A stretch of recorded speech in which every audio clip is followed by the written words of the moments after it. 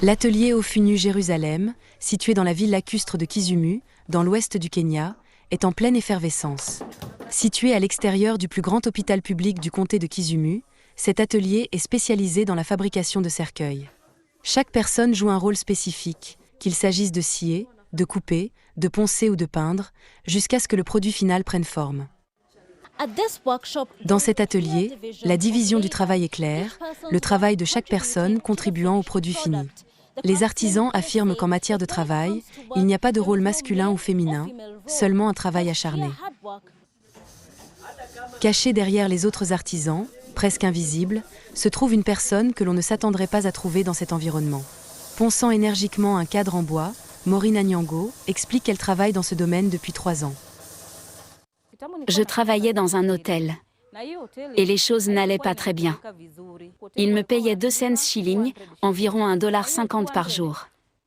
Mais j'avais 2 enfants à élever. Elle s'en est confiée à un ami qui lui a proposé de la former à la fabrication de cercueils. Il m'a dit « Tu es une femme et ce travail nécessite un homme. Peux-tu le faire ?» Je lui ai répondu qu'il n'y avait pas de travail réservé aux hommes ou aux femmes, qu'il fallait simplement être déterminé. Maureen fait partie d'un nombre croissant de femmes qui s'aventurent dans ce domaine dominé par les hommes. 2 ans seulement après avoir commencé à travailler ici, une autre femme les a rejointes. Penina coud le tissu utilisé pour revêtir l'intérieur des cercueils, ainsi que les vêtements des défunts. Elle a appris son métier auprès d'un ami tailleur de la famille. Pour l'instant, mon diplôme de fin d'études secondaires est retenu par mon ancienne école. Je fais donc ce travail pour gagner de l'argent afin de payer mes arriérés de frais de scolarité et récupérer ce diplôme.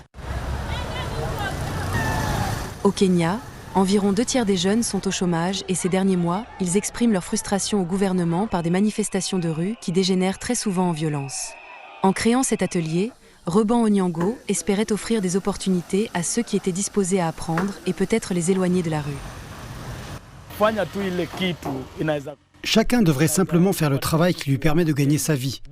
Il n'est pas nécessaire d'avoir un poste officiel au sein du gouvernement.